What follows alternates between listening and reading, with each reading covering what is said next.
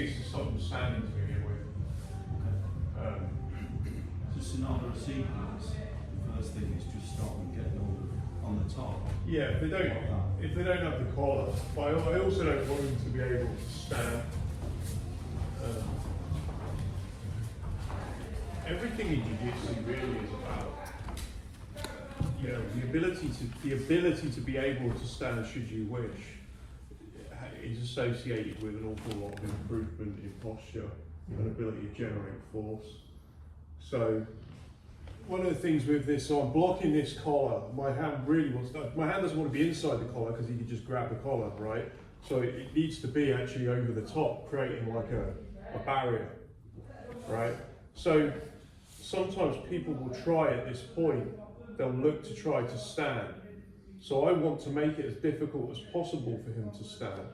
So one of the ways I can stop him from standing is to just start to extend and connect round my shoulders. Try and stand up for me, Josh.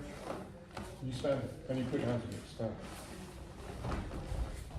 So, and then essentially where you start to go with this is you're rounding your back and everything is, you're connecting to the ground. So you're trying to make it as heavy as possible for him to lift. What makes it easier, I think, for Josh to, like, if I did this, if I get a ball, can you start standing up for me, Josh? Just put your hand on that.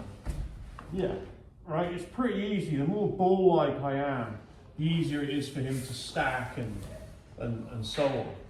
And so rather than me being in a ball, it's almost like I'm trying to connect as much as possible to the ground as I can.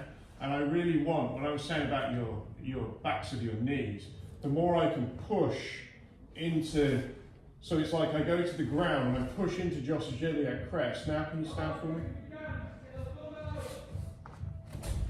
Right, and every time he goes to step, I pull him. So I'm keeping him in here.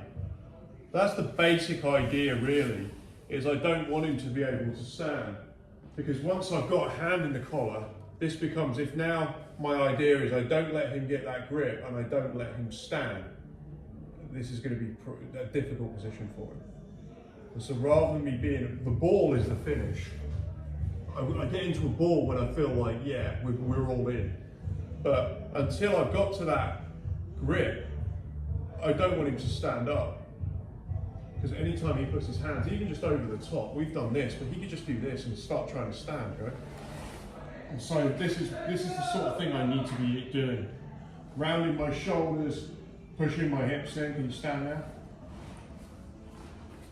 Right, it's difficult, yeah? So I'm making it hard for him to stand.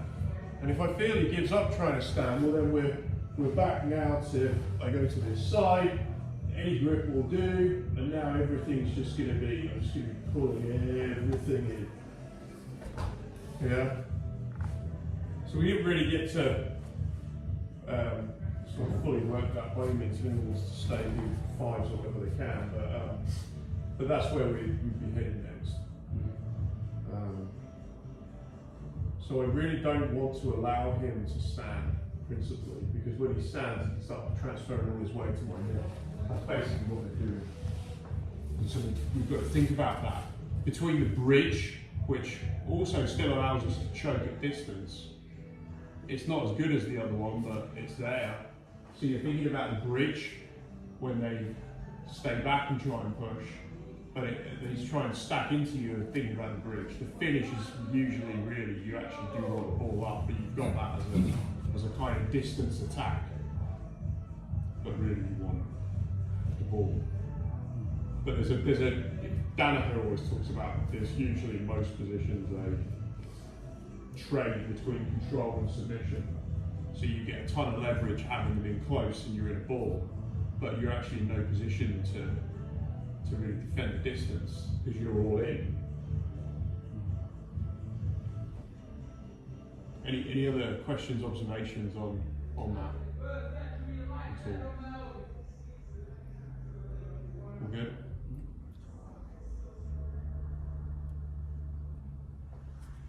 Thank you.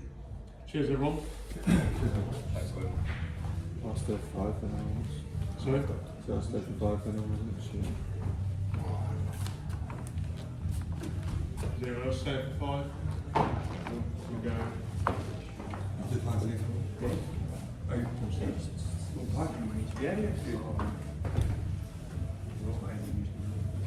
If you just work that stack on the